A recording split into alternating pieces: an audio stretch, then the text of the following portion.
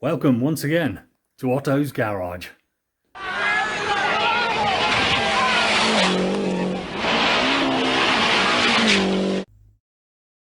Had the tank back with the modified filler on it, and that is lining up nicely. So what we got to do, I'm afraid, is get it powder coated, because although it looks great like that, I think if we can get it done in black, and we'll get the filler done in black as well, and then when I replicate the red colour,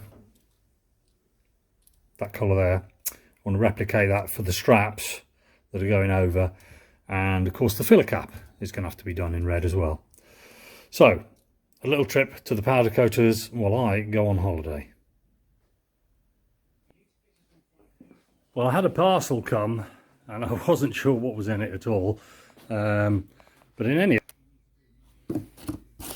this has arrived. Now this is the fifth gear extension casing off the gearbox, and on mine that lug basically is snapped off. So I had a quick word with Jim Taylor, my mate up at Chester, with all these Lancia bits that he's got, and said, yeah, I think that's what we need to do to get it back on the road. We're just going to stick with the standard gearbox, and sent him a text with my address on it. I'm not kidding you, it arrived the next day. What fantastic service. So cheers, Jim. As usual, you're going to save the day again. I'm sure I'm going to have to get something else off you before too long, but cheers for doing that, mate. I'll speak to you soon, and anyone else that needs any Lancia bits, get in touch with Jim Taylor up at Chester. He's the man, certainly.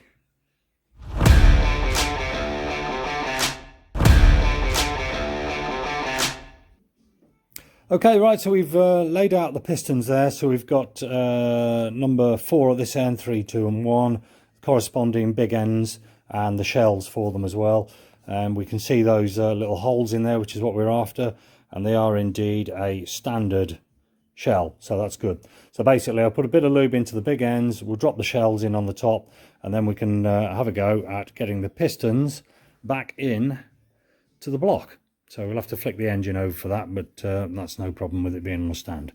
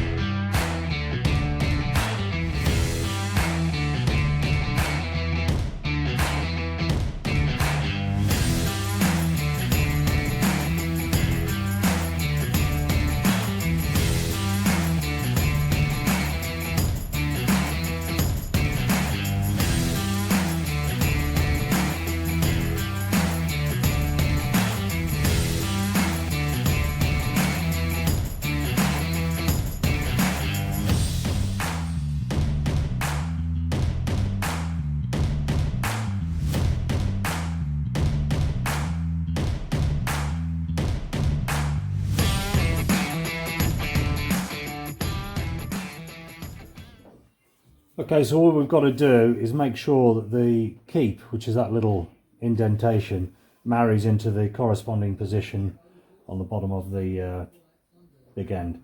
So basically that just pushes in there nicely, and you can see as well that the holes are aligned with the holes in the piston, and that's what we were missing on those other shells. It didn't have the holes in them. And then we just do the same thing. It's exactly the same bearing, they're not handed, we just put them in, making sure that the keep aligns, and making sure as well that the tops are flush. You haven't got it sticking up one way or the other. So basically that's got the holes in as well, so oil will be able to get through into the big end all the way around it from the crankshaft. So the next thing to do now is try and get those into the block.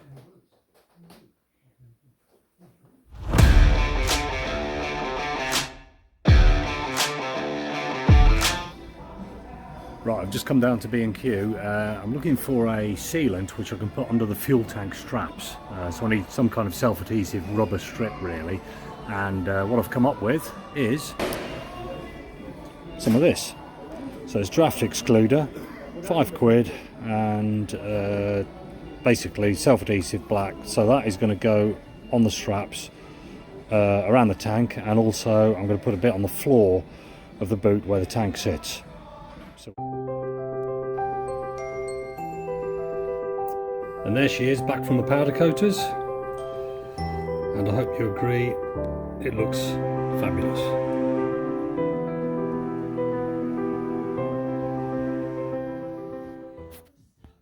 Piston ring compressor, so quite a simple tool. It's basically a thin flat metal sheet with, in effect, a ratchet clamp that goes around the outside of it. So what you do is we'll just go over here and check this out.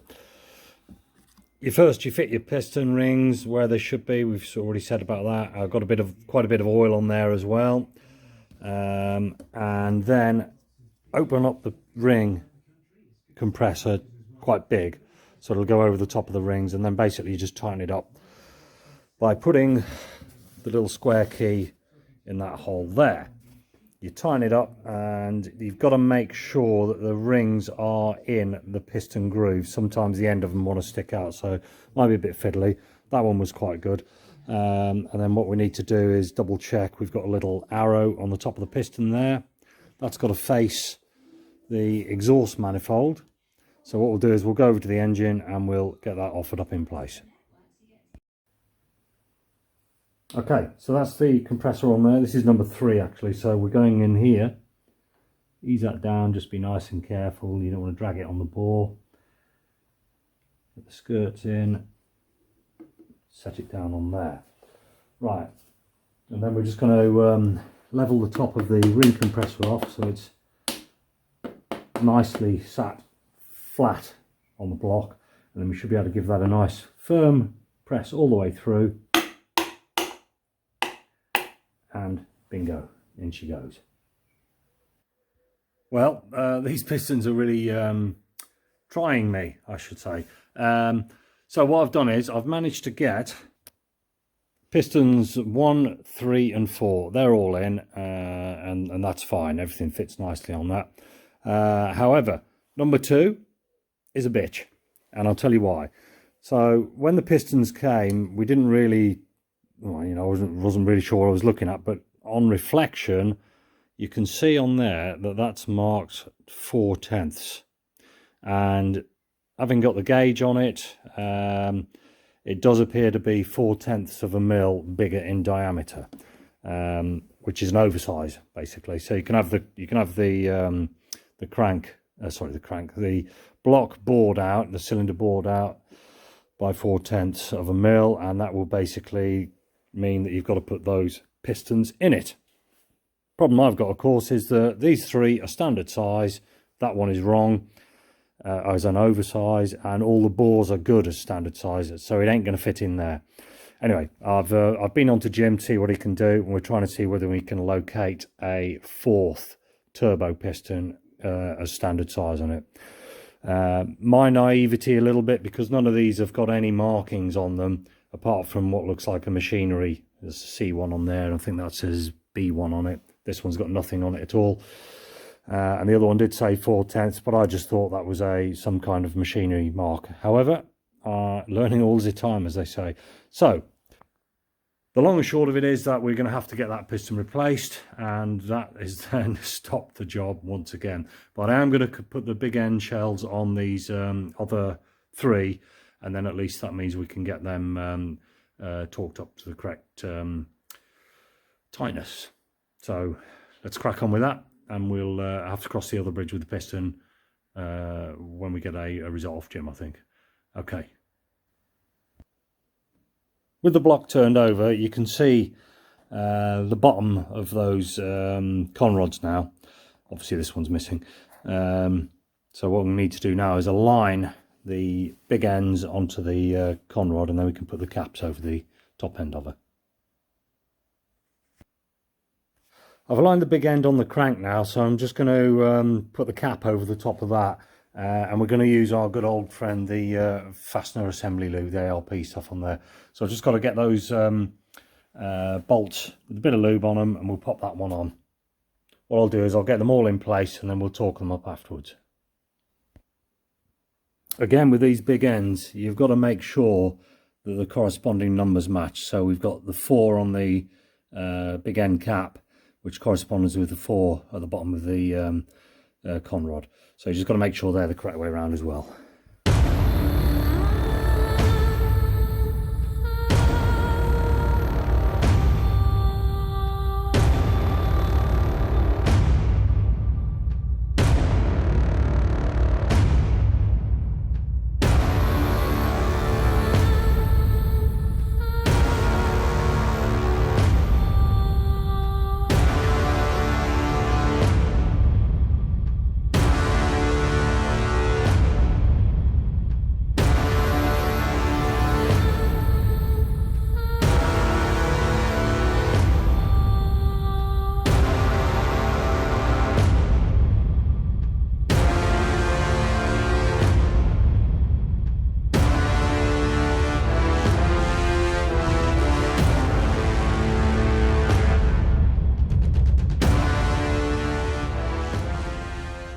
Torque on those big end shells basically is 2.5 decanewton meters. So and then you've got to actually tighten them up to that, and then you add 50 degrees of turn over and above that.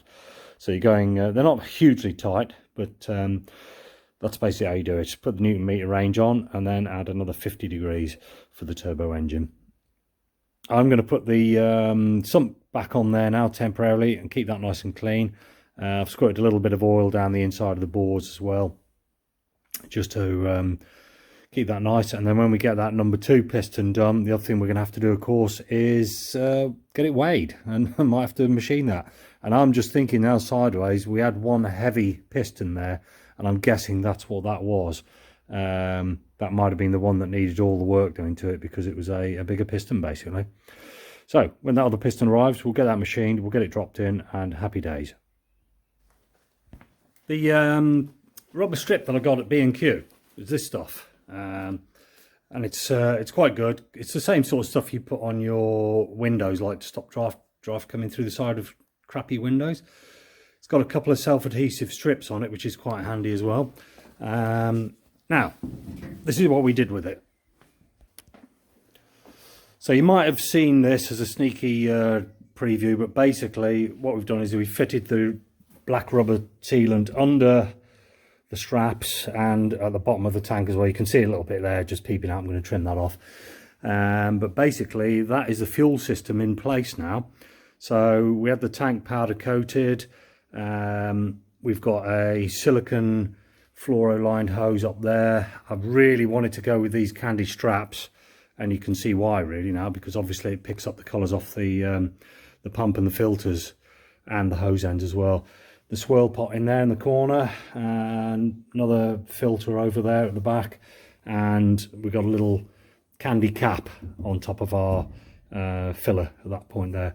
So this is basically all done and dusted, so quite pleased with that. And I'm hoping that I'm going to get a Lancia logo vinyl cut, and we'll mount that in the middle there on the back. I think that's going to look quite nice when the boot is open. So that is the fuel system at this end of the car, completely finished, and it's not been too bad, to be fair. Bit of head scratching here and there, but to get the look I was after, we needed to get it right. I didn't want to just kind of chuck an alley tank in there. It needed to be powder coated, I think. So I hope you like that. On to the next one. 25 grams of prawn cocktail crisps.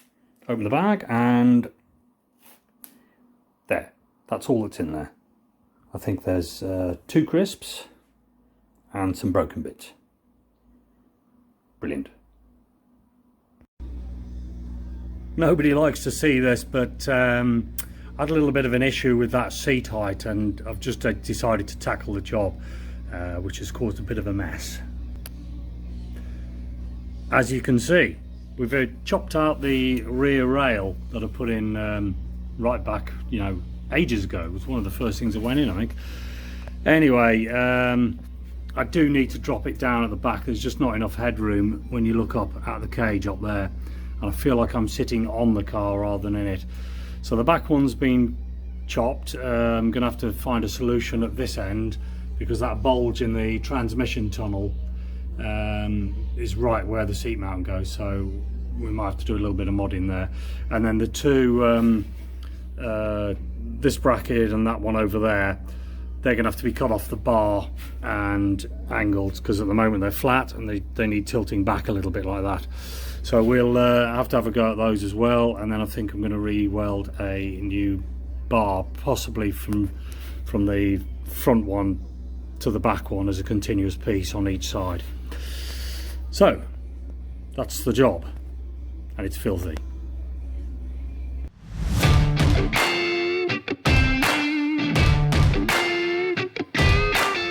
I've been having a look at the pedals and the seat as well. Now I wasn't happy at all with the seat arrangement because I'm just sitting too high in the car, so that has resulted in me having to do a little bit of fabrication work, or preparing for fabrication work anyway. I'll show you what I mean. So basically what I've done is I've taken out the rear bar that we fitted, you know, very early on. That was one of the first strengthening bars that went in there before the cage, I think. But basically what it was doing is it was pushing the back of the seat up far too high, and that was obviously causing headroom up here, and it just wasn't a comfortable position when I offered the seat up. And the other thing that I've done as well is I've taken out the pedals, so they're going, and we're going to have a pedal box down there. So that does give me a free rein on actually sorting out the seat position in relation to the steering column. So with that in mind, what I'm going to do is find out where the centre of that steering column is in relation to where the floor is, and the best way of doing that is to set up a laser. There's the laser. So what I've done is I've basically set it up so it fires through the steering column right in the middle of it, and that now gives us the centre line of obviously where the steering wheel is, but also the pedals, so I can set the pedals according to that. And it also casts a line on the floor, which you can see there, and that will give us the centre of the seat, and that's great. So we know she's parallel because obviously it's following the line of the swaging on the floor there, so that'll basically mean that I can determine exactly where the centre of the seat goes, and therefore where the hold positions will go on this lower new bar that we're going to put in across here. I think I can drop it down about maybe 50 mil, something like that, which is going to give us a decent amount of space up on the head where the ceiling is, or the roof I should say. So the next thing to do really is probably just put a couple of pen marks down there where the laser is, and then we can work out how big that bar is going to be at the back of the seat. So that was the bar that we cut out there. I've put a piece of box in there. I've had to modify these front brackets as well and create some new ones. So we've dropped it down to the right height now. What I'm trying to do is just pick the front end up, so we can bring the seat forward but pick the front end up, and that will have the effect obviously of pushing the shoulders away and dropping them down lower as well. So hopefully that's going to give us some good head height. What I've got to do next, where I've marked those two white crosses, is let in some threaded bar, so that we've got to put a bar straight the way through, which will be welded top and bottom on there. I'm just going to have to do as best I can here, because obviously we've got the transmission tunnels in the way on that side, so I don't think I'm going to get the full depth, but we'll see where we are with that. We'll get that welded in, we'll get the sides put back in, and we'll temporarily put the seat back in and just see what she feels like. The seat's back in. You can see down there, can you see it? Just about the square bar that I've fitted, that is only tacked in at the moment. But what I'm going to do now, or what I've just done, is put the seat in with the sides on it, and we've got the laser off it again, so that's centralised on the steering column. You can see there we've got the little red line here, and then that's centralised on the floor pan down below, and if you look up the top there, it's picking up the centre of the seat as well. So that seat is in the correct place left to right. I have been in there as well, and she is a lot better like that, so it's kind of giving me enough headroom on the top now, quite a decent amount there. What I need to do now is come up with some sort of solution for the pedals, because at the moment I feel they are just a little bit too near the seat, However, as you can see at the back there, we've got an issue with the master cylinders where they're kind of wanting to touch that firewall. So I'm wondering whether I can pivot the pedal box itself, in effect tip it backwards and adjust the pedals then, so the pedals will still be upright, but we can kind of gain a bit of extra length by not having it fitted flat, but having it kind of tilting. And then obviously we'd have to make a support for it to go underneath that. That's the next headache. Nice bit of eye candy today.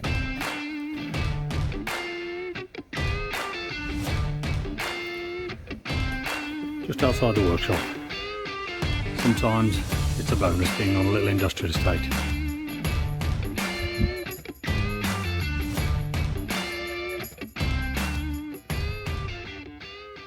Brake bias pedals. Okay, so I'm just going to show you what I was going to use the pedal box which came from Car Builder Solutions, I think it was. This was the original bias one that I got. This was from Combrake.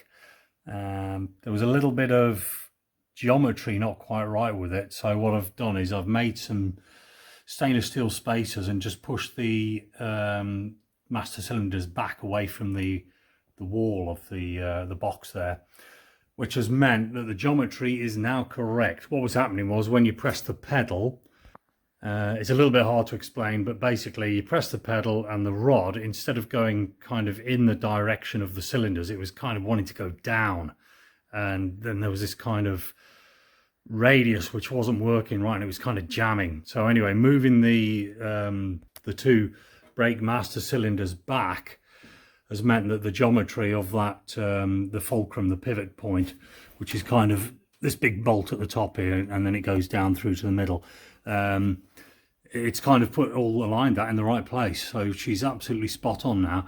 And even better than that, when I'm sitting in the seat, that brake pedal down there is absolutely spot on for feel and leg room, etc. So I'm really pleased with that now. So we've got the seat in the right place. It's good for the steering wheel and it's great for the pedals. The thing that I don't like is the position of this. This is too far forwards, and I'm just going to see what the gear lever's like as well, because I might actually modify that at some stage. I'll see how it goes anyway, but I might modify it, make it a little bit longer, and maybe dogleg it back towards the seat as well, so it's a little bit easier to get hold of rather than reaching forwards. But in any event, the cylinders are in the right place, and the great thing about that means that we can do some brake lines. So that is going to be the next big project, I think. Wiring's a bit on standby at the moment. I'm not waiting for anything, I'm just trying to get some of the other big systems in. So with that in mind, it's time to say goodnight. It's quite late into the evening here at Otto's Garage. So hopefully, guys, I'll catch you on the next episode. I hope you're enjoying following this. We're in excess of 800 subscribers now. Happy days. And a lot of the videos getting a lot of views as well, so that's quite good. But anyway, I've just been teasing you a bit with those little shorts, just so you can see what might be coming ahead on the next episode. Being attacked by a moth, never mind. Anyway, one thing leads to another. I'm going to say good night, and thanks for watching Otto's Garage. Catch you on the next episode. Bye bye.